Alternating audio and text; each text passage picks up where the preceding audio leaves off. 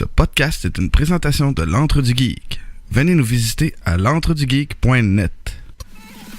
Cette émission est une présentation de Pod Québec. Pod Québec, 100% podcast, 100% québécois. The city started to crumble apart, covered by a big shadow. And lots of people died. And the three of us, we get to meet Akira again. What? Akira? The city will crumble. So many people. So many will die.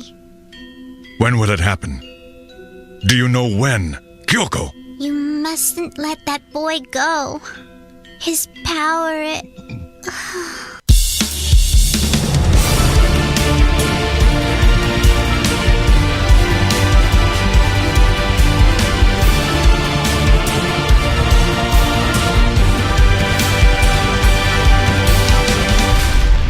Bonjour et bienvenue à un nouvel épisode de Vision X, l'émission dans laquelle deux geeks décortiquent pour vous des films d'hier à aujourd'hui. Je m'appelle Sébastien Balbino et je vous présente tout de suite mon co-animateur David Jonf.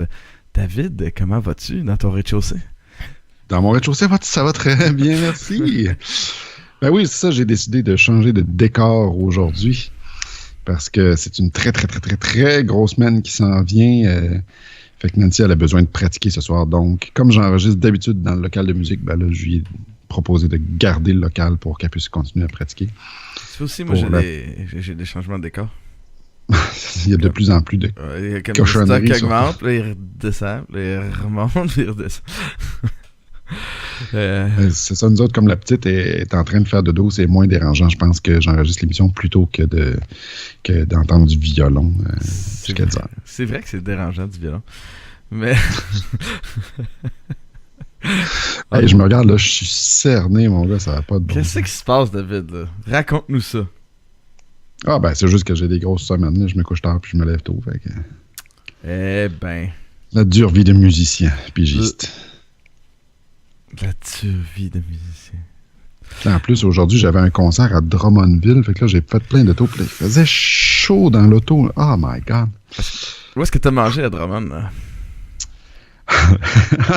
J'avais une générale le matin, puis le concert était cet après-midi. Puis on est allé sur une terrasse, parce que c'est l'anniversaire d'une amie qui s'appelle Annabelle Renzo, la harpiste, pour ceux qui la connaissent. Bref, on est allé bouffer sur une terrasse avec un pichet de sangria. Ah, ben, il n'y a que ça, là. C'est parfait, c'est excellent, là. Moi, là, tout de suite, là, d'habitude, on fait des salutations à la fin, mais je vais commencer à en faire, parce qu'hier, là, c'était la fête à quelqu'un qu'on connaît, que tu connais, que je connais très bien. Mireille Tardif, on dira pas son âge, hein, parce que, hein, tu sais, surtout... Il n'y a pas de mal à dire 26. C'est ça, exactement, elle a eu 26 ans, tu sais. Non, mais en fait, Mireille est plus jeune que moi, fait qu'elle ne passe plaindre.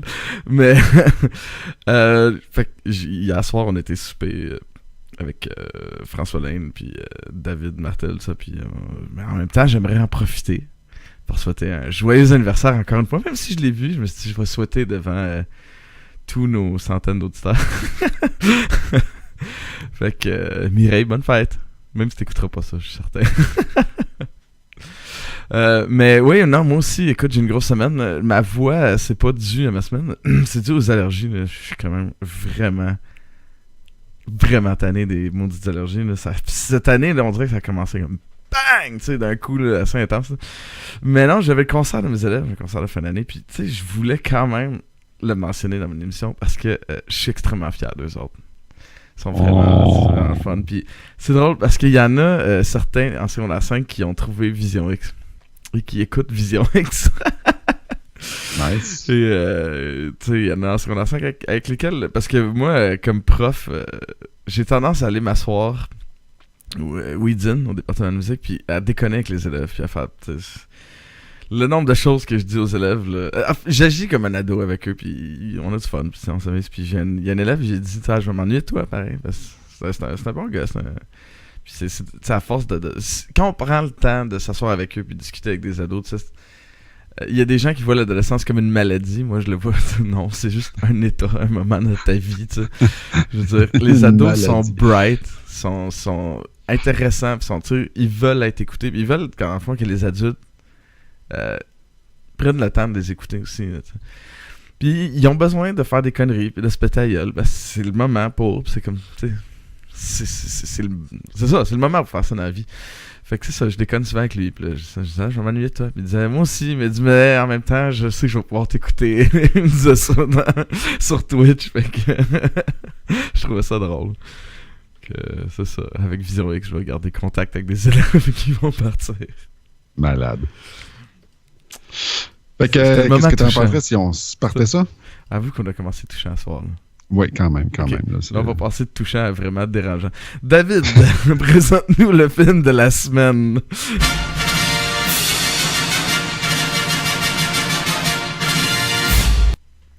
Cette semaine, nous avons écouté Akira, un film de 1988.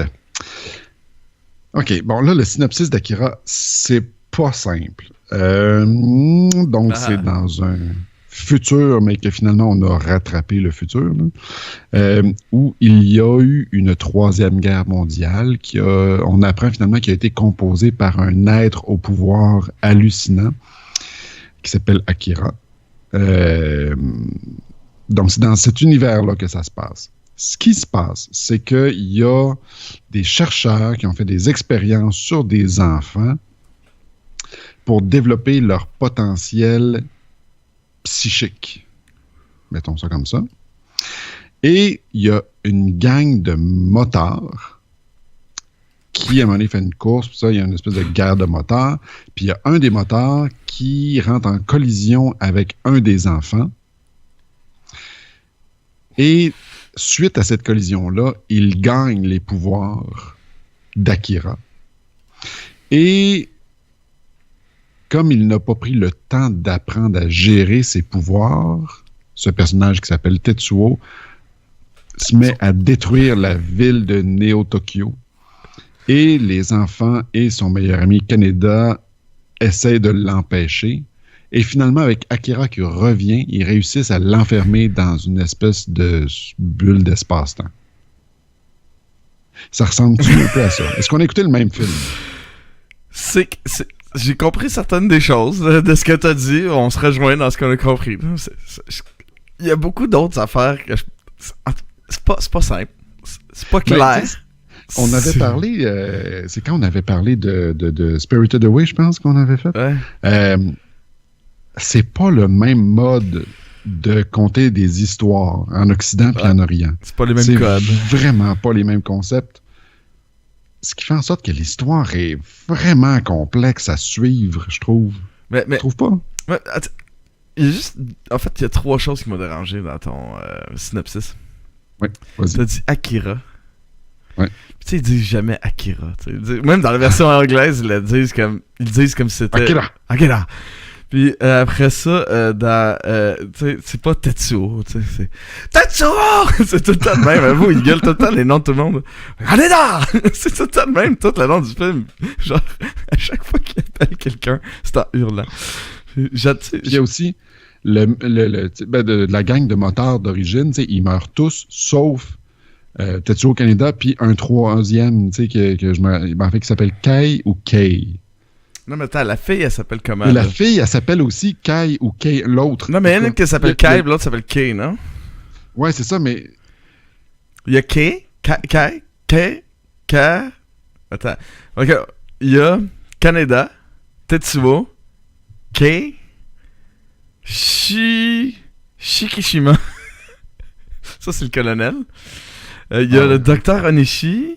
Il y a Ryu. Kyoko. Kyoko, c'est qui, Kyoko? C'est un des bikers, non? Kyoko, c'est pas une des 3 enfants? Je sais plus. Ah oui, non, c'est les 3 enfants. Kyoko, Takashi, Masaru. Ah, c'est Kai. C'est Kei la fille, Kai le gars. Parce que c'est ça, c'est Kaisuke. Kaisuke. C'est Kai. C'est parce que c'est un diminutif. On vient de perdre la moitié de notre public. Mais...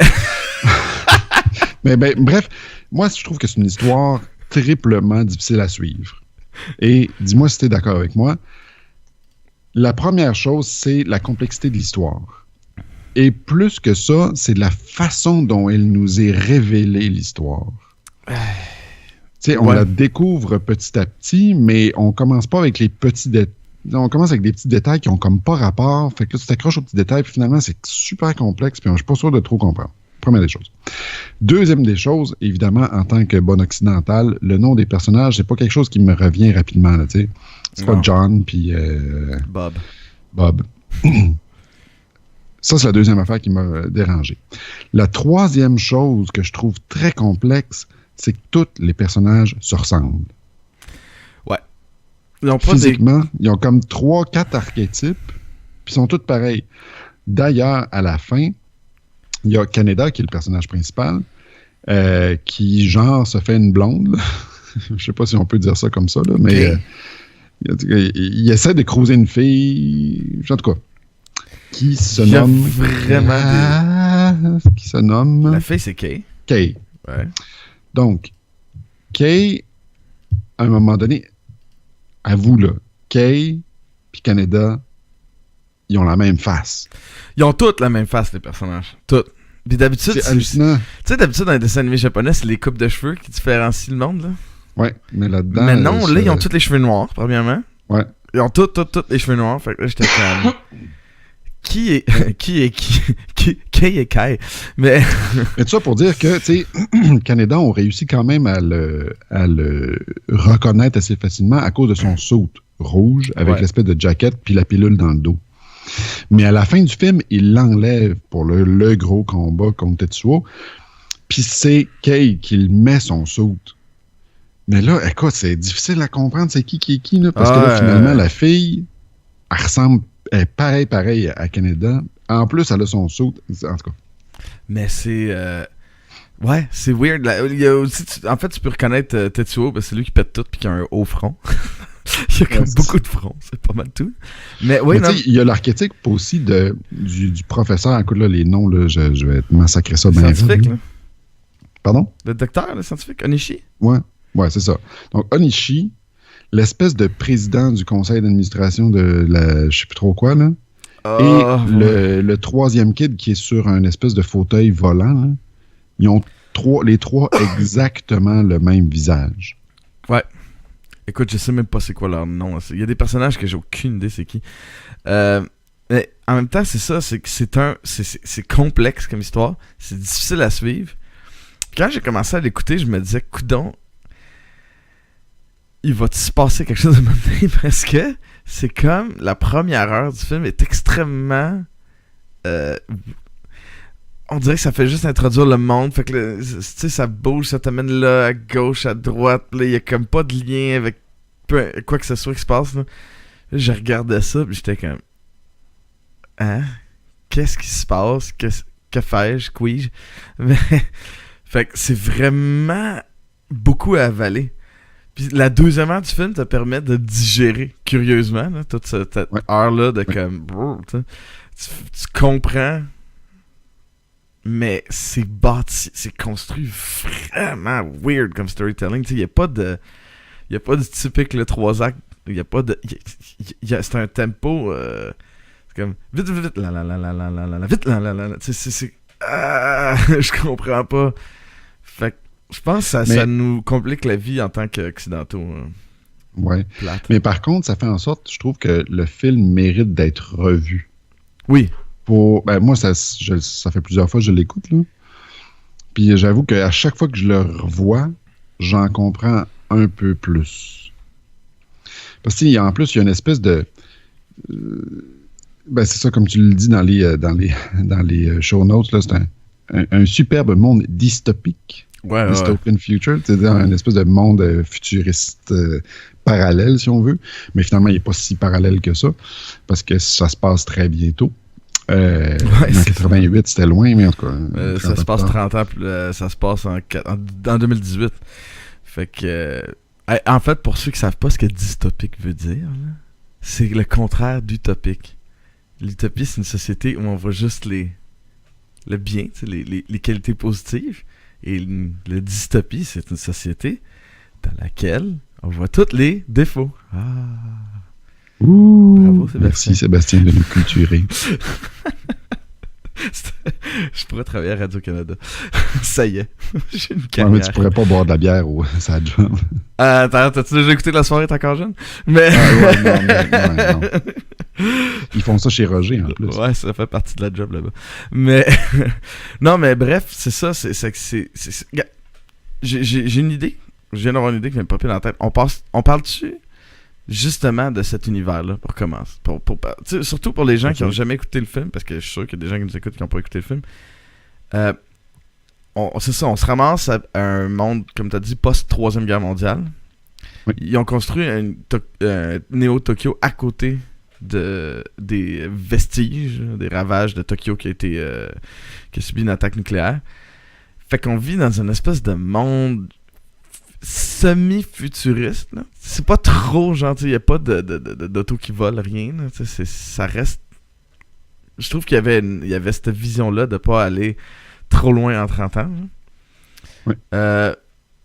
Mais un monde qui visiblement n'a pas l'air de fonctionner comme il faut. T'sais.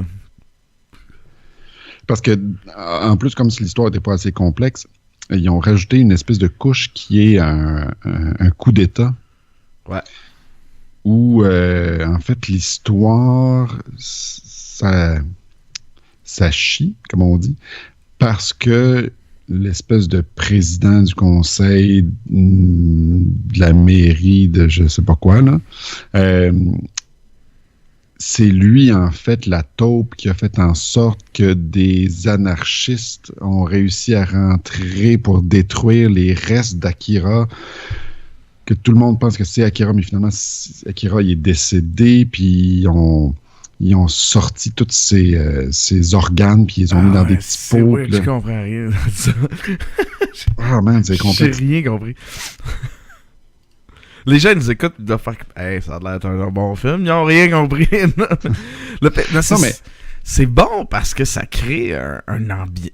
L'univers, premièrement, est captivant, tu sais. Ah, ben c'est ultra riche. Ah ouais, c'est débile, là. Mais c'est riche à beaucoup de niveaux, en plus. Parce que l'histoire est assez complexe.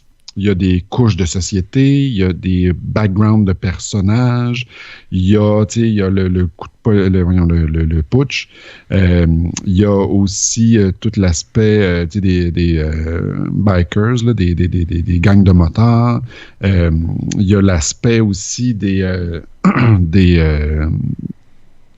voyons, j'en oublie une, j'allais dire de quoi?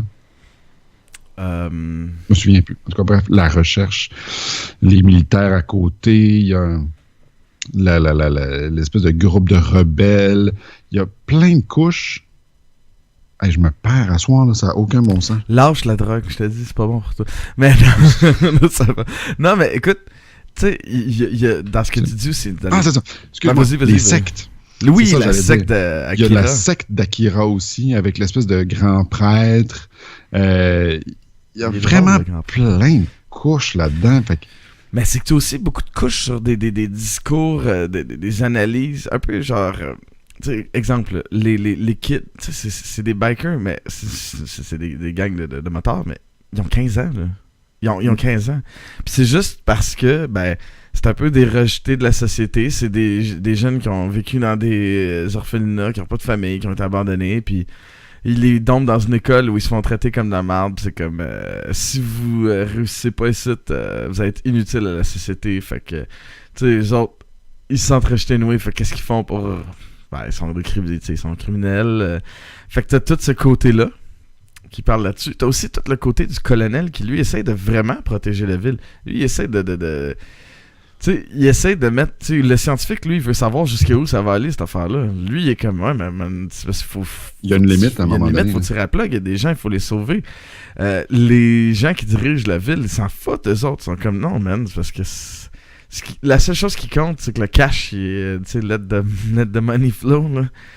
Puis, tu sais, fait que même à un moment donné, il fait une espèce de commentaires comme, tu sais, ça chie, puis ils s'en foutent parce que, tu sais, dans le fond, tout ce qu'on se ramasse, c'est avec des capitalistes corrompus. Il y a comme une espèce de... Ouais. De truc. Une belle scène là-dessus, d'ailleurs. Ouais. Mais tout ça pour dire qu'il y a la couche de l'histoire, mais il y a aussi la couche de visuel du truc. Parce qu'évidemment, c'est un film d'animation. Oui. Donc, il y a énormément de détails à l'écran. C'est complètement capoté.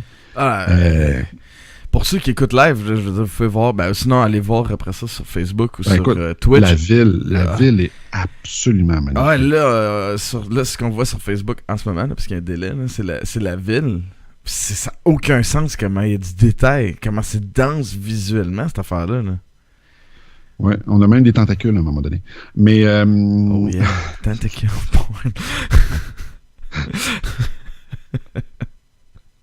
Ça nous prend ça. Mais c'est ça fait en sorte qu'il y a plein de couches d'un paquet donc c'est un film qui permet d'être réécouté et puis d'en vouloir encore, tu sais.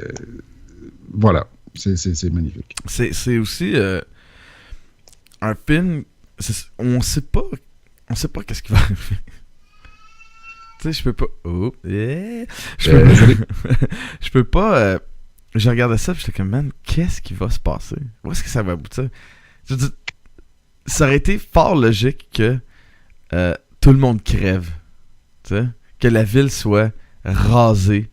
Tu sais, autant que, genre, il aurait pu sauver le monde. Je sais pas si tu comprends, là, tout est possible. Fait que tu regardes ça, puis en même temps que tu essaies d'avaler ça, tu essaies de te projeter un peu. En tout cas, je sais pas, si toi tu fais ça, moi quand je regarde un film, tu sais, je suis tout le temps en train de me dire, où est-ce que ça s'en va? Tu sais, j'essaie de voir. Là, j'étais comme, man, ça peut aller partout. Il se passe tout ça. Fait, j'étais vraiment comme... Holy... tu sais, c'est pas reposant à regarder quasiment. Là. Tu sais, si tu veux écouter un petit film, puis, tranquille, là, passer une soirée, switcher off. Non, man. Si ça va pas bien dans ta vie, regarde pas ce film-là, là, parce que tu vas pas sortir de là heureux. Puis ça va dans le mur solide. Ouais, vraiment, là. Ça chie dur. Mais ça aurait pu chier. Moi, je pensais que ça allait chier beaucoup plus que ça. Ben, c'est juste qu'ils l'ont, comme je le disais dans mon synopsis un peu plus tôt, c'est qu'ils finissent par enfermer Tetsuo. Pardon, Tetsuo! Dans une espèce de dimension parallèle, je sais pas, en tout cas.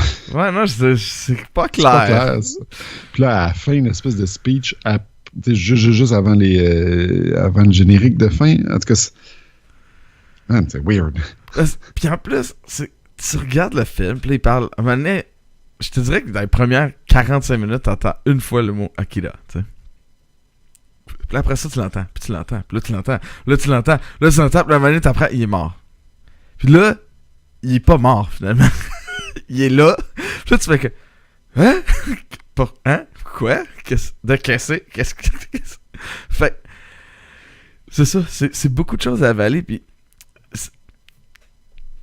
Ce qui montre la force du film, pour moi, c'est que le film est vraiment bon, malgré le fait que, dans un sens, il est mal fait. Il est mal raconté. Le storytelling est comme... pas très bon. Pas très... ça suit pas, ça fait...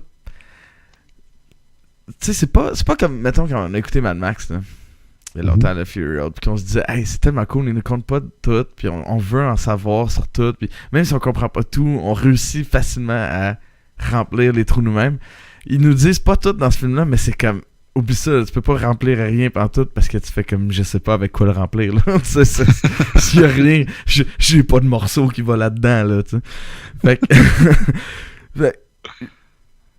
dans un sens, je ne comprends pas comment ça se fait que le film est bon. Ouais. Ça devrait pas être c'est bon. devenu un film culte, Akira. Là. C'est vraiment un classique des classiques. Mais justement, c'est probablement parce que le réécouter, ça fait en sorte qu'on comprend un peu mieux les liens entre les personnages, entre les couches, entre toutes ces affaires-là. Puis qu'on peut... En tout cas, c'est ça. Voilà. Mais pour moi, c'est une réaction que j'ai souvent par rapport à des affaires japonaises. Comme dernièrement, j'ai commencé à écouter Attack on Titan. Mm-hmm. Là, j'écoutais le premier épisode, puis j'étais comme, man, je sais pas ce que je vois.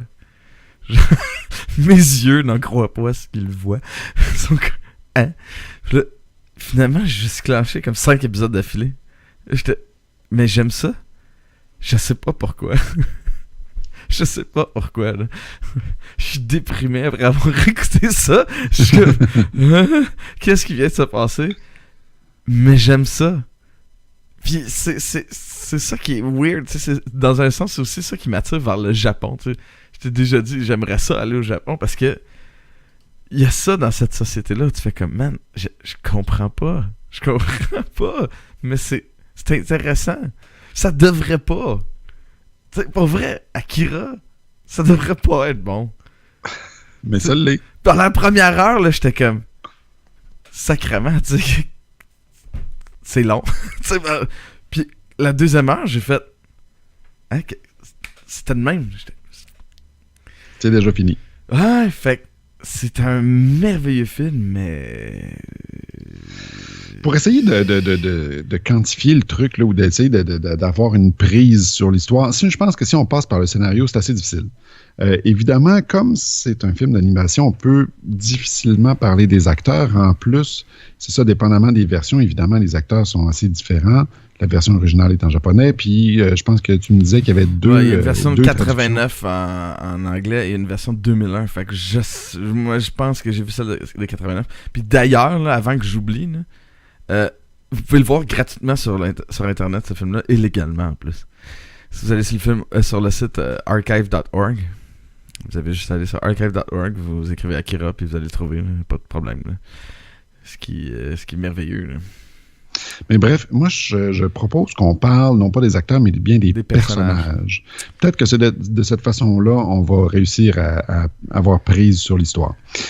Qu'est-ce que tu as pensé du méchant de Tetsuo? Tetsuo. C'est vraiment une espèce de... il est chiant. Il est vraiment fatigant. Mais ce que j'adore... Mais on comprend un peu. Ouais, mais c'est ça que j'allais dire. Ce que j'adore, c'est d'où il vient. Parce que tu comprends que c'est le mélange de ce pouvoir-là d'Akira qu'il a et de son background où, dans le fond, lui, il s'est fait écœurer, s'est fait péter à gueule. Puis son ami Kaneda l'a toujours sorti de la merde à chaque fois. Fait que lui, il a un sacré gros complexe d'infériorité, là. Ouais. En fait, j'écoutais ça, puis ça me faisait penser à Men in Black, qu'on a fait récemment, tu sais, avec justement l'espèce de coquerelle avec un ego, puis... mais tu sais, qui a un complexe d'infériorité en même temps. Mais ça donne un peu ça. C'est quelqu'un qui s'est fait baver, qui a tout le temps été à la botte de tout le monde. Puis là, tout d'un coup, tu lui donnes les pouvoirs d'un dieu. Ouais. Je comprends que le pouvoir corrompt, tu sais. Exactement. Là, ce qu'il se dit, c'est, man, là, il n'y a personne qui va me faire chier. Il n'y a personne qui va m'aider. J'ai pas besoin d'aide. Je suis capable de tout faire maintenant. Fait que c'est sûr qu'il vient tout croche. Puis en bout de ligne... il aboutit à un endroit où il demande à son ami de l'aider, tu sais. Puis son ami ne peut pas l'aider. Fait que c'est cette boucle-là de l'histoire de Tetsuo, ouais, c'est une merveilleuse histoire parce que vraiment, il est chiant, il est con, il est tweet au début, là. Puis plus l'histoire avance... On parle de Tetsuo? Tetsuo, ouais. Plus l'histoire avance, plus j'ai accroché au personnage de Tetsuo. Ouais. Tu passes d'avoir peur de lui à l'haïr, avoir pitié de lui. T'sais.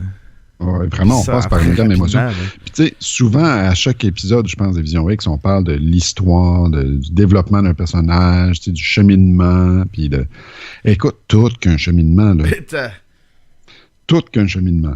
Il part de la larve au papillon ultime à la chenille qui a besoin d'aide. Tu sais, il y a comme... Il y a une espèce d'immense montagne, puis elle redescend rapidement après. Là, il y a vraiment quelque chose. Là, je trouve, c'est comme un être humain. Tu commences en couche, t'as plus de couche, puis tu retournes en couche. Pareil. Mais Kaneda, je trouve que c'est un bon personnage secondaire. Ah ouais? Tu penses pas que c'est lui le centre de l'histoire, finalement? Non, mais c'est parce que c'est lui le centre de l'histoire, c'est lui qui vit les choses, ben, à moitié, en tout cas, bref. Parce qu'il y a bien des affaires qui se passent en même temps dans cette histoire-là, mais Kaneda, il est brandé comme étant le personnage principal. Sauf que il est impuissant dans tout le truc. Ouais. Il n'est que témoin de l'aventure. Il peut rien faire. Il peut rien faire parce que Tetsuo veut pas. Tetsuo veut pas qu'il l'aide. T'sais. Puis il voit son ami passer dans un état de genre, écoute, il est dangereux pour tout le monde. Puis il y a une scène où je trouve que c'est le moment... Pour moi, tu sais, Kaneda aussi a ce voyage-là, ce cheminement-là. Il y a une scène où il dit c'est moi, je suis son ami, c'est moi qui devrais le tuer. Ou, tu sais, parce que il y a ça aussi, tu sais, dans cette relation-là, où Tetsuo, il voit juste l'autre qui il m'aide, puis ça me fait chier qu'il m'aide, mais dans le fond, tu te rends compte à ce moment-là, où il dit ce mot-là, que Kaneda, il aime tellement son ami, là. Je veux dire, il protège Tetsuo parce que c'est comme son frère, là. C'est son... Fait que, je sais pas, je trouvais qu'il y avait... Il permet, en bout de ligne, d'humaniser aussi Tetsuo à un moment donné, de faire En fait, c'est lui qui permet de le raccrocher Tetsuo à la réalité, en fait. Là. Ouais, parce qu'on s'entend qu'il est pas mal loin de la réalité. Surtout quand il devient une espèce de grosse patente, là. Qu'est-ce qu'ils ont, les films japonais, avec les poupées en forme d'ours? Ah, les personnages, il y a tout le temps un ours, genre. Il y a tout le temps un ours. Tout le temps un ourson en plus, là. Mon gars, il écoutait cette semaine le film de Yokai Watch, puis man, à un moment donné, je suis comme, c'est-tu un yokai?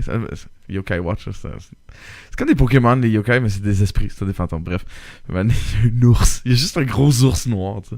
Puis je dis ça, yokai? Non, c'est un ours. J'étais comme, ah, ok. C'est vrai, ça prend tout le temps un ours. Mais, ouais, fait que c'est ça. Kaneda, j'ai aimé son voyage. J'ai aimé parce qu'il est vraiment con. Il est vraiment... Surtout avec Kay, hein, avec toute sa relation, tu sais.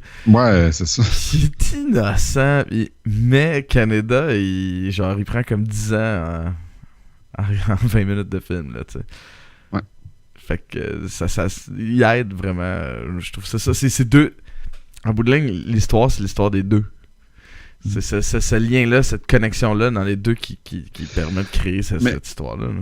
Ce qui crée justement l'espèce de confusion pour l'auditeur, parce que, comme je disais tantôt, le film est brandé pour avoir Kaneda comme personnage principal, mais pour de vrai, c'est Tetsuo. Ouais. Puis ultimement, c'est la relation entre les deux qui fait en sorte que ça fonctionne, cette histoire-là. Tu sais, mais ça prend un bout de temps avant qu'on en arrive à comprendre cette relation-là entre les deux personnages. Puis tu sais, t'as besoin de Kaneda aussi parce que c'est Kaneda qui reste. Donc c'est Kaneda qui ressort avec la leçon, dans le fond, de Tetsuo. C'est lui qui fait que tout ce qui s'est passé est utile. Parce que mettons que Kaneda il crève, c'est comme... Shit, tu sais, genre, ça servait à rien, tu sais, cette affaire-là. Là. Fait que, dans le fond, Kaneda, il nous conforte comme auditeur. À la fin, c'est lui qui nous permet, parce que c'est vraiment inconfortable comme film, là. Il nous permet de faire comme, tu sais. Puis en même temps, c'est le seul qu'on peut s'identifier. On peut pas s'identifier à Tetsuo, tu sais. Non, pas en tout. Kay, la fille. Chicken in a Bucket. Chicken in a Bucket, ouais. Ben, je trouve que toute l'affaire des rebelles là, a été mal exploitée dans le film. Ça, c'est la grosse affaire qui me dérange. Là. Parce que pour moi, Kane, là, je veux centrer tous les rebelles là, autour de... C'est comme, clairement, on sait jamais vraiment pourquoi ils se rebellent. Mais ils se rebellent pas, en fait, c'est qu'ils sont payés par le gouvernement pour faire ça. Eux, ils pensent qu'ils se rebellent, mais... C'est quoi l'affaire? Pourquoi ils font ça? Il faut qu'il y ait une cause. Tu comprends, là? Pourquoi ils veulent détruire Akira, on le sait pas. Ouais. Tu sais, il y a personne qui va être... Tu sais, ils ont de l'air visiblement endoctrinés par quelque chose. Tu sais, ils ont un côté un peu fanatique. Tu sais, ils sont prêts à mourir pour une idée. Là. Mais c'est quoi cette idée-là? Puis Kay, je trouve qu'elle représente très bien c'est quoi ça? Parce que tu sais jamais vraiment c'est qui, puis c'est quoi, puis elle se situe où, puis qu'est-ce qu'elle pense, puis qu'est-ce que... Elle est juste là. Absolument. Sinon, les autres personnages plus ou moins importants, sauf peut-être le colonel. Pardon? Le colonel. Le colonel, ouais, c'est ça que j'allais dire. Le colonel. Je cherchais son grade, là, mais... Colonel Sanders. Mais... Là, le colonel, voyons, Sanders, c'est plus simple. Shikishima, ok. Quel personnage pareil. Parce que t'as l'impression que c'est le méchant au début. Ouais, puis finalement, non, pas du tout. Lui, il veut sauver le monde, c'est tout. Là. Puis Akira, pour lui, peut sauver le monde et peut le détruire. Fait que tant qu'Akira peut sauver le monde, il va tout faire pour qu'Akira, ça fonctionne. Ouais. Mais du moment que ça peut le détruire, lui, il veut sauver le monde. Hein? Fait que, c'est un gars qui a comme une ligne, il est très pragmatique. Ouais. Puis d'ailleurs, c'est ça, à un moment donné, il dit lui-même dans le film, il y a une scène où il dit vous pensez comme un scientifique, moi je pense comme un soldat. T'sais, c'est pas efficace, ça fonctionne pas, bon ben, schlack, on passe un nouvel appel. Là, t'sais. Et tu sais comment il est tellement prêt à suivre sa ligne là, que genre, man, ben là on va faire un coup d'état. Je veux dire, si il m'enlève de ma place, tout le monde va crever. Je suis le seul qui peut sauver la ville. Mettez tout en prison. Puis ça donne des scènes incroyables. Ouais. Est-ce que c'est un mot qui existe, ça, le napoléonisme? Moi, je dis que oui, mais je l'accepte. Super. Merci. Je pense que j'en ai dit des bien pires que ça. Enfin. Fait que bref, mais sinon, qu'est-ce que tu as pensé du film, toi, de façon visuelle, c'est une animation? Qu'est-ce que tu as... c'est hallucinant. C'est incroyable. C'est d'une beauté dans tout ce qui ne devrait pas être beau. Ils ont une capacité de présenter la laideur, l'horreur, la souffrance, la mort d'une façon incroyable. T'sais, je regardais ça, j'étais pogné dans le temps pour l'écouter. Je regardais ça, j'étais là, puis ma fille, tu vois, il y a un ordinateur derrière moi. Là. Oui. Ben, Alice était là en train de jouer genre à l'ordi, puis moi j'étais là, puis j'écoutais ça avec des écouteurs. Puis je me disais juste tout le temps comme tourne-toi pas. La scène de biker où est-ce qu'il y en a un qui est à terre, puis là il est en moto avec un pied de biche, là, puis... Ah non, mais la scène où les bikers se mettent à genre violer la blonde de l'autre, là. Man, c'est violent. J'ai fait comme... qu'est-ce qui se passe? Finalement, ils n'ont pas le temps de le faire, là. Mais c'est ça. Ça me fascine, la capacité à nous montrer tout sans jamais sans compromis. Ce qui est beau, ce qui est laid, ce qui est triste, ce qui est joyeux est fait avec une qualité artistique qui est incroyable. Moi, quand j'ai fait mes recherches pour la question du geek, là, je suis tombé sur IMDb, là, dans les trivia, c'est le deuxième paragraphe. Là, je trouve ça absolument intéressant. Ce film-là consiste en 2212 shots, dont 160 000 dessins différents. Mais sacrément, man. Tu sais, ça donne une idée, puis on s'entend que les dessins sont pas simples, là, ils sont lourds, sont riches. Ouais. Et puis, une statistique que je trouve vraiment intéressante, c'est qu'ils ont dû inventer 50 couleurs qui n'existaient pas à l'époque, tu sais. Aujourd'hui, avec les ordinateurs, c'est facile, mais à l'époque, en 88, c'était peut-être pas si simple que ça, là. Ils ont dû inventer des couleurs parce que la plupart du film se passe la nuit ou en tout cas dans un environnement sombre. Donc, pour qu'il y ait du relief quand même dans l'image, une vie à l'image, ils ont dû rajouter des couleurs qui n'existaient pas avant.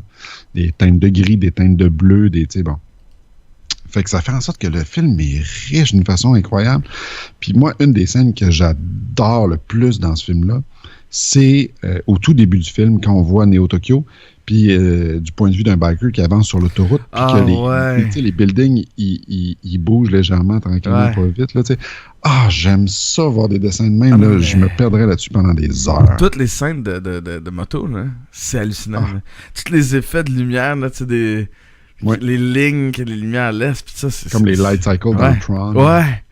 Mais c'est qu'il y a une fluidité dans l'animation qui, à chaque fois que je vois de quoi de japonais, ça me frappe. Je fais comme, comment ils font pour créer autant de mouvements, tu sais. Il n'y a rien de statique, là. Puis, c'est au niveau du détail, de tout. Il n'y a rien, tu sais. Je veux dire, là, sur Facebook Live, on voyait le bout où t'as genre une espèce de bras weird là, qui sort de Tetsuo. Puis, il y a tellement de micros à faire là-dedans, tu fais comme, mais ça n'a pas de sens. À un moment donné, il se fait arracher le bras, déchirer le bras, je sais pas trop, là. Puis là, il s'assoit sur une espèce de trône dans le stade olympique. Ouais. Puis là, le bras rentre dans la chaise. Puis là, quand il se lève, ça arrache une partie de la chaise en pierre. En tout cas, c'est hallucinant la quantité de détails. À un autre moment donné, mettons, il y a un hélicoptère de reporter qui se fait dire par les militaires de s'en aller. Mais on voit l'hélicoptère des militaires à travers la porte de l'hélicoptère des journalistes, mais ils sont pas droits l'un avec l'autre. T'sais. Ils sont comme en angle les deux, l'un par rapport à l'autre, un angle qui se peut pas. T'sais. Mais ça donne une espèce de profondeur puis de dynamisme à l'écran qui est hallucinant. Vraiment, c'est du grand art. Ah, c'est une œuvre d'art, là. C'est vraiment... Je pense que ça t'aide, tu sais, dans ce que je dis, qu'à un moment donné, t'es complètement avalé par le film. Là. Mm-hmm. Ben, il y a ça. Oui, l'univers est intéressant, mais l'univers est intéressant parce que on nous le présente, on nous le présente incroyablement bien. Là. Mais c'est beau, ça n'a pas de sens. Sinon, est-ce que tu avais d'autres choses à rajouter sur ce film? Non. T'es certain? Les animated J'écris juste ça pour toi, man. Mais écoute, cette scène-là m'a vraiment frappé. Pour vrai, là, j'ai écrit ça, mais... Non, mais c'est j'en revenais pas. J'étais vraiment... au film. Mais en plus, c'est une scène qui est vraiment... une pierre angulaire? Comment on appelle ça? Ouais, c'est parce que c'est un moment charnière de l'histoire. Ouais, c'est ça. Une pierre de voûte, voilà. Ouais. Une pierre de voûte. Parce que c'est dans cette scène-là où on voit vraiment que, bon, pour les gens qui n'ont pas vu le film ou qui l'ont vu depuis un bout de temps, donc il y a la Tetsuo et sa blonde s'en vont en moto et puis ils se font arrêter par une gang de bikers ennemis. Puis là, ils battent Tetsuo puis ils battent sa blonde pour la violer. Finalement, il y a Kaneda qui arrive assez rapidement, mais c'est dans cette scène-là qu'on voit vraiment à quel point Tetsuo est pas capable de se défendre tout seul. Ouais. Remarque, j'aurais pas été capable, j'aurais pas fait mieux, là. Mais parce qu'il aime sa blonde, en fait, là, Tetsuo, tu sais. Ouais. Mais elle se fait ramasser d'une façon assez violente, puis lui, il n'est que témoin de ça, il peut pas rien faire d'autre, tu sais.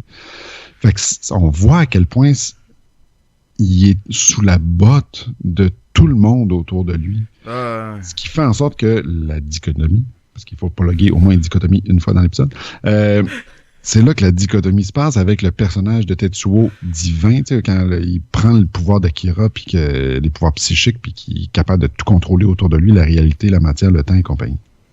C'est une scène vraiment importante. Puis en même temps, sérieux, ça frappe. Parce que je sais pas si... En tout cas, moi, là, j'ai pas vu beaucoup de tatons dans des dessins animés de ma vie. Puis pour vrai, ça frappe le fait que tu fais comme shit, ils vont... Tu sais, pendant un instant, là, tu fais comme shit, ils vont en violer. Ouais, ça va arriver. Là, t'es comme, ah non, man, non. Tu sais, genre... Ma fille est à côté. Non, mais non, c'est juste que tu fais comme, non, man, tu peux pas aller là. Là, t'es comme, fait que faut vrai, ça frappe. Ça. Ah, vraiment. Bon, moi, je propose qu'on enchaîne. Ah ouais, on va aller dans les choses moins sérieuses.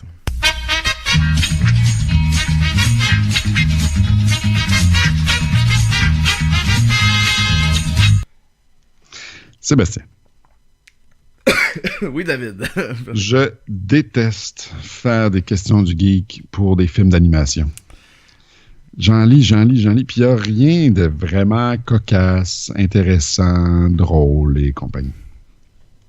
Donc, j'ai décidé d'aller dans une autre direction complètement aujourd'hui et de te poser des questions de geek random. OK.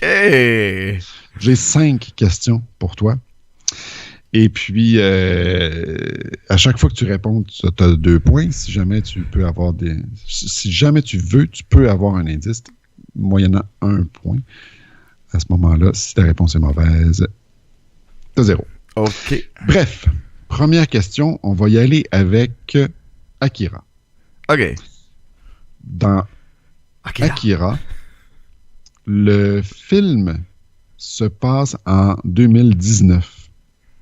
Et c'est très drôle parce qu'ils sont en train de construire un stade olympique parce qu'ils sont supposés d'accueillir les Jeux olympiques l'année suivante, en 2020, à Neo-Tokyo. Ma question pour toi, Sébastien, c'est en 2020, pour de vrai, où auront lieu les Jeux olympiques? Ok, attends, je sais que les prochains jeux d'hiver, c'est en Corée. Les Jeux Olympiques de 2020, man. Où auront lieu les Jeux Olympiques de 2020? C'est pas dans un pays weird, là. Je te trouve un indice. C'est pas nouveau. C'est pas nouveau, hein? C'est ça ton indice? Oui. Que j'ai fait pour mériter ça. Non, mais c'est pas nouveau, c'est pas la première fois, là. C'est ça que tu veux dire, là. Non, c'est pas ça que je veux dire. C'est pas nouveau. C'est pas nouveau, c'est vieux. Oui.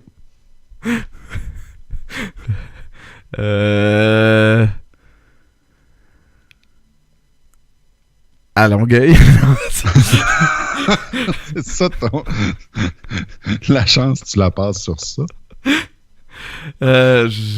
Ah! Tokyo! Oui! Ah! 1 point pour toi. Donc, oui, dans le film, ça se passe à Neo Tokyo en 2020, mais dans la vraie vie, ça va se c'est passer vrai, c'est à au Japon, ouais. Tokyo, au Japon. C'est pour ça que je te dis que mon indice, c'est pas nouveau. Le pire, c'est que je le savais, parce qu'ils vont essayer des affaires, ils vont présenter des épreuves en 8K, pis tout, là. En 8K?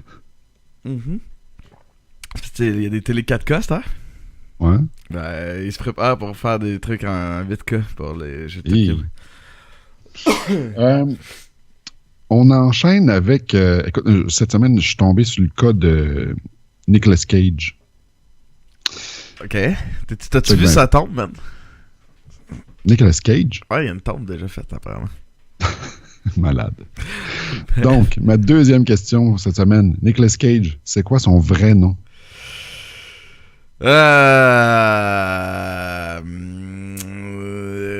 Nicolas...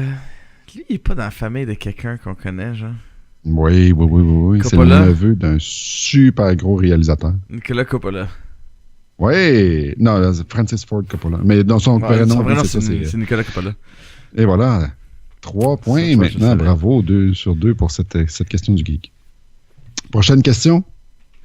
On sait que la réponse à la vie, l'univers et puis toutes ces affaires-là, c'est 42. Pourquoi 42? Tu me l'as dit cette semaine, man. Oui, donc ma question, en fait, c'est est-ce que tu écoutes comme faux? C'est 42 parce que dans Hitchhiker's Guide to the Galaxy, il demande un ordinateur, une espèce de gros ordinateur de patente gosse, hein? Voilà. Donc, lui, il répond 42 parce que dans ASCII, qui est comme un des langages de programmation assez basique, 42, c'est un astérix. Et l'astérix, ça veut dire tout ce que tu veux. Tout ce que tu veux. Donc, la réponse à la vie, l'univers, puis tout, c'est 42. C'est une astérisque. C'est ce que tu veux. Ouais, c'est un symbole qui veut dire la valeur que tu veux. Fait que... C'est quand même brillant. Mais la question que moi, je trouve que ça soulève, c'est que l'ordinateur dans Hitchhiker's Guide, ça y prend des millions d'années de calcul avant d'en arriver à ça. Comment ça? Parce qu'il est arrivé après des millions d'années de calcul à dire que c'est tout ce que tu veux. Donc, étoile. Ouais, tu sais, il est arrivé genre à étoile. On poursuit avec ma prochaine question du geek. Nicolas Cage, pour revenir sur son cas. OK. Pourquoi Cage? Parce qu'il aimait ça être dans des cages. Beau. Il y a une déviance sexuelle. Ça se peut-tu? Non. C'est pas ça? Non, je te confirme que non. Un indice. Il aime beaucoup les super-héros. Il aime beaucoup Luke Cage? Oui. Ah, ben, t'as... Il a décidé de s'appeler Nicolas Cage à cause de Luke Cage. Ah, ben, tabarouette. Quand même. Je pense qu'il aime pas Iron Man, hein? Sinon il serait appelé Nicholas Mann. Nicholas Mann. Nicholas Mann. Prochaine question. J.R.R. Tolkien, qui a écrit le célèbre Seigneur des Anneaux. Ah non, demande-moi pas ça, là. Ouais. J.R.R. C'est quoi? Qu'est-ce que ça veut dire? Va chier.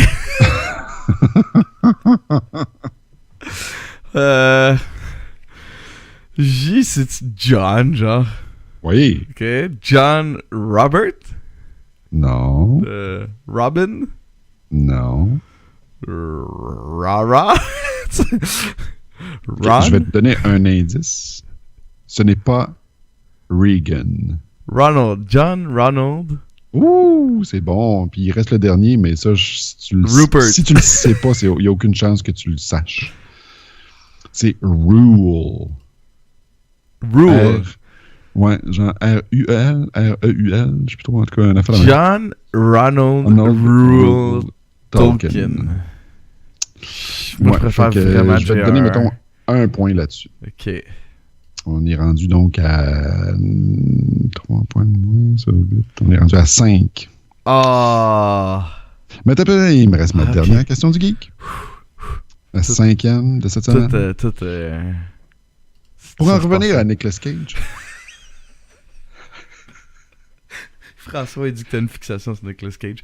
Oui, ben en fait, c'est que toutes ces questions-là sur Nicolas Cage viennent du fait qu'à un moment donné, j'ai lu un truc, puis ça se peut juste pas dans ma tête.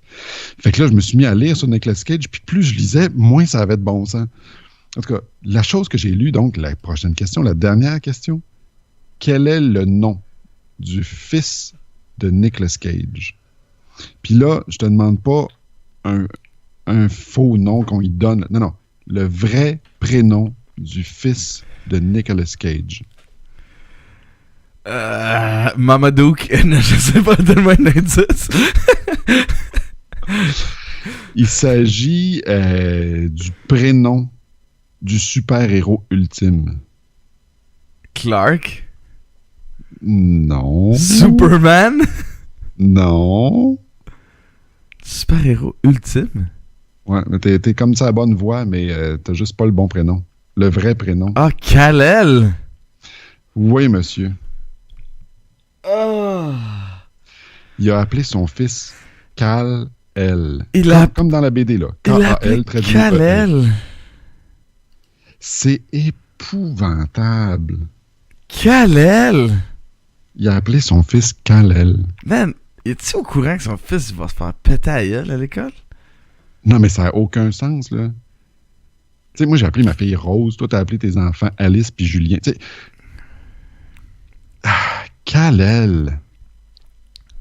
Kal-El, man. C'est pour ça que j'ai une fixation sur les Cage cette semaine, sur Nicolas Cage cette semaine. C'est parce que j'ai lu ça puis j'ai fait, ben voyons donc, ça n'a aucun sens. Kal-El. Fait que là, je me suis mis à faire des recherches là-dessus, puis là, je suis tombé sur Luke Cage. Je me suis dit, voyons, quel tata. Puis là, dans les noms, je suis tombé sur donc John Ronald Rule Tolkien, puis voilà. Donc, je te donne un score forfaitaire cette semaine de 7 sur 10. Oh, ça c'est pour moi. You lose! Ça c'est Nicolas Cage. Good day, sir! Donc, on va continuer avec les extraits.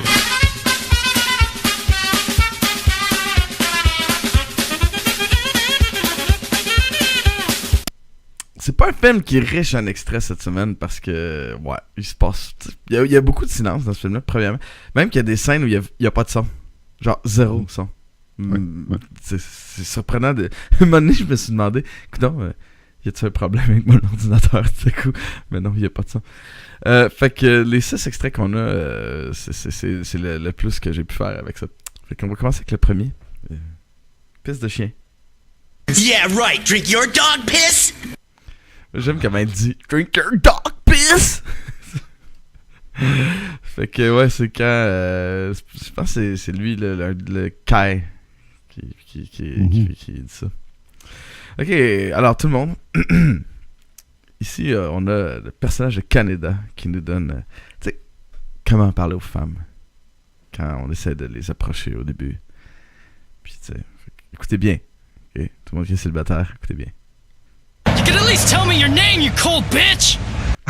Ça marche tout le temps. Ça c'est sans faille.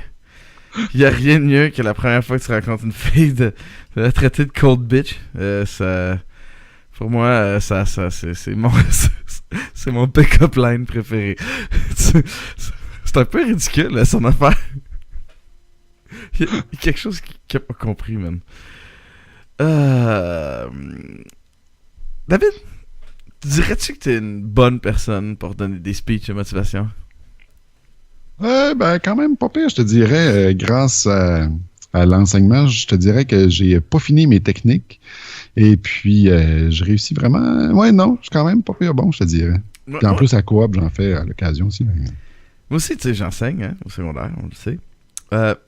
Je ne sais pas si je devrais trouver ce qu'il dit. Tu sais, comme, genre faire comme, ah, man, j'aimerais ça, utiliser ça comme méthode. Ou si je trouve ça complètement inutile. On va écouter ça, ok? This school is your last chance! If trash like yourselves can't keep up with the academic ability of regular students, this is it! If you can't live a decent social life, you end up here! And if you screw up here, it's the end of the road! Puis en plus, après avoir dit ça, ils se font slapper d'en face, là. T'as une minute. But wait! There's more! Ok, c'est le prochain extrait. Après ce speech de motivation absolument exceptionnel, il parle de discipline. Discipline! Discipline! Discipline! Discipline! Discipline! Discipline! Dismissed! Ah, c'est malade. Non, mais écoute, moi j'aime le dernier parce que t'es sûr qu'il va dire discipline encore, puis finalement il dit dismissed! Mais c'est vraiment le tempo de la patente. Discipline! Discipline! C'est tight, man. Il est vraiment rythmiquement dessus, là. Ah, jamais des claques m'ont fait autant de plaisir. Mais... That's what she said. Mais... on va continuer avec... Oh! T'as mis ton t-shirt. T'as-tu éteint ton micro? Oui. Ok. Parce que j'étais en train de me replacer, j'avais la jambe engourdie, en tout cas. Mais oui, c'est ça, j'ai mon t-shirt That's What She Said parce que je suis un gros geek de The Office. Fait que là, c'est mon cadeau de Noël que je porte aujourd'hui. Vous l'avez entendu ici, David se replaçait durant l'émission. Mais... la troisième jambe. Oui. Dans la vie, on dit qu'il n'y a pas de mauvaise question. Ah, je l'ai noté cet extrait-là en plus, j'étais sûr. Don't they say the only foolish questions are unasked ones? Huh? They don't? J'aime la fin. They don't? Parce qu'il est en train de se faire donner une salle volée par les espèces de goons du gouvernement. Là, de... Non, c'est des espèces de terroristes, les anarchistes. Là, vous êtes qui? C'est quoi votre nom? Maintenant, on parle de quoi, là? Well, it doesn't look like much, but it still works pretty good. J'hésitais entre mettre That's What She Said ou on parle de quoi, mais ça peut fonctionner. Ah, c'est magnifique. Mais évidemment, on parle du bras de Tetsuo. Là. Ouais, on parle du bras de Tetsuo. Mais... fait que ouais, c'était ça les extraits de la semaine. On parlait un peu de la musique. Cue the music. J'aime la musique. Donc, la trame sonore de Akira a été faite par Tsutomu Ohashi. Ouais, Tsutomu Ohashi. Écoute, c'est vraiment efficace. Je trouve ça... Moi, j'ai trouvé ça très bon comme musique, sauf dans l'exécution. Qu'est-ce que tu veux dire? Ben, à chaque fois qu'on voit Tetsuo en Akira en super puissant, il y a une espèce de cœur d'homme qui chante. Là, tu sais. Man, ils ont l'air d'être 3. Peut-être. Ils sont probablement à 3. Mais là où est-ce que je veux en venir, c'est que tu sais, t'espères que ça soit comme super intense, un dramatique au bout. Finalement, non. Ouais, ça m'a pas convaincu du tout. Mais sinon, le reste de la musique est super cool. Là. C'est vraiment bon. Ah, c'est super efficace. Ceci étant dit, je sais pas si je m'assoirais puis genre je mettrais ça tu sais, je sais pas, je mettrais pas ça dans mon char puis me promener Non, mais On est quand à t'as ça. l'image... Ben, tu sais, parce que je vois ça un peu comme de l'opéra, tu sais. Je disais, Ouais. quand t'écoutes... Est-ce que t'écoutes très de l'opéra dans ton char? Non, jamais de la vie. Voir un opéra, oui. Je l'ai déjà fait. J'ai écouté le Ring de Wagner au complet dans mon char. Arc. Ah non, mais j'ai Non. toutes j'ai les 10.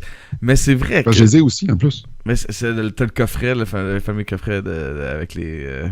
genre 1 million de CD, là. Mais... C'est ça, c'est que ben, il y a des trames sonores que tu peux sortir. François Gagné vient de me rappeler mon pâté chinois. Parce que j'y ai dit avant l'émission de me rappeler mon pâté chinois dans mon four. Malade. Fait que, mais c'est ça, il y a des trames sonores qui sortent bien du film. Tu sais, je veux dire, on a juste à penser à John Williams ou à Jerry Goldsmith ou plein d'autres, là, genre. La trame sonore d'Akira, je pense pas que ça sort si bien du film. Sauf que je vais te dire de quoi pour. Exactement. Ben, ça, c'est Lohengrin. Ça. Moi, C'est juste Lohengrin. Non, mais c'est pas dans le ring, Lohengrin. Lohengrin, c'est. Non, je sais. Mais Non, c'est juste un opéra de 4 heures, ça. C'est pas 20 heures d'opéra. Mais. Mais. C'est terriblement efficace. Parce qu'à chaque fois, justement, même si c'est un peu poche, parce qu'il manque d'ampleur là, dans les dudes qui chantent là. Oh! Quand on va. Tetsuo, là. C'est cool. Ça donne une espèce de. La musique est là au bon moment. C'est ce qu'il faut quand t'en as besoin. T'sais. Pas plus. Parce qu'il y a du monde. Écoute, John Williams est vraiment bon, mais il y a du monde qui trippe pas parce que des fois, il trouve que ça prend trop de place, la musique. T'sais.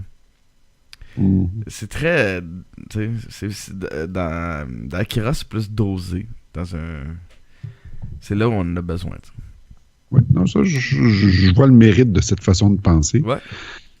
Puis on est direct dans ce courant-là avec le film. David. Okay. He scores! 8 sur 10. C'est un super bon film qui mérite d'être vu. Mieux que ça, c'est un super film qui mérite d'être revu, d'après moi, pour essayer d'épousseter les détails pour voir un peu plus clair dans le jeu de qui est quoi, de comment, de c'est quoi les liens. Puis aussi qu'on est moins surpris par l'histoire, ça nous permet de faire des liens plus rapidement entre les personnages, puis les scènes, puis à quoi, pourquoi, tout ça. Donc, un 8 sur 10. Toi, Sébastien? Je lui donne un 8 aussi. Puis comme je disais au début de l'émission, c'est vraiment un film que il devrait pas être aussi bon que ça. Il y a beaucoup, pour vrai, il y a des trucs de tempo qui sont vraiment étranges. Il y a beaucoup de trucs nébuleuses. C'est un peu décousu. Ça devient vraiment tête dans la deuxième heure, par exemple. Là. C'est quelque chose. Puis en même temps, c'est ça qui m'étonne. Tu fais comme, comment ça se fait que c'est décousu de même au début, puis à la deuxième heure, c'est comme, bang! C'est un masterclass sur comment garder un auditoire accroché à un film. Mais c'est une œuvre d'art. C'est comme tu as dit, ça vaut la peine d'être vu, d'être revu et d'être analysé, d'être vraiment, c'est ça, regardez-le comme une œuvre d'art, regardez-le comme quelque chose qui va vous confronter à bien des trucs là, que vous pensez. Parce que moi, une des choses, tu soulignes un point intéressant, une des choses qui m'est passée par la tête en écoutant le film cette fois-ci, c'est est-ce qu'il y a un lien à faire entre les types de personnalités des personnages qui se ressemblent? Ouais. C'est-à-dire qu'on l'a dit un peu plus tôt, ils ont quelques archétypes, 3-4 archétypes, tous les personnages se ressemblent, ils font partie d'un de ces 3 faciès-là. Donc, est-ce que les personnages qui ont tous la même faciès auraient des points en commun? Ça vaudrait la peine d'analyser un peu plus loin. Ouais, c'est vrai. Just saying. Est-ce que c'est plusieurs facettes de la même personne? Non, mais ça vaut la peine de se poser. Ou tu sais, les enfants, est-ce que ça serait l'enfant, le fils de l'autre? Tu sais, je veux dire, il y a est-ce que ça se peut que l'un des 3 enfants, mettons, le gars qui est en chaise, là, ça se peut-tu que ça soit le fils du gars du gouvernement? Ça se peut. Ah ouais, les kids, les sujets 24, 25, 26. Et voilà. Et qu'est-ce qui est arrivé au sujet 1 à 23? Ah, c'était le numéro de leur chambre. Ah ben, il devait en avoir d'autres, non? Je veux dire, ils ont pas mis dans le chambre 23, 24, tu sais, 25, 26, 23, 24, 25, 26 de même, non?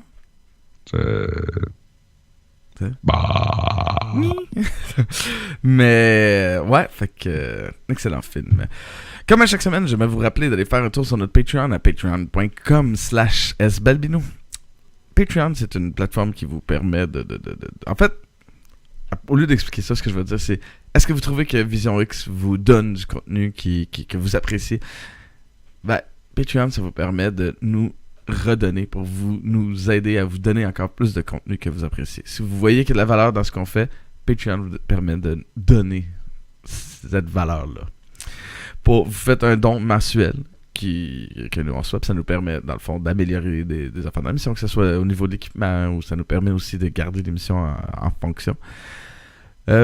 Ça nous permet aussi, si on atteint notre premier objectif, d'avoir une émission exclusive pour tous les gens qui sont donateurs sur le Patreon, dans laquelle, une fois par mois, on va analyser une trame sonore d'un film. On va en discuter en utilisant des extraits, des affaires comme ça, vous allez pouvoir écouter, mais c'est exclusivement pour les gens qui sont donateurs sur Patreon. Puis on est à 2$ d'arriver à cet objectif-là.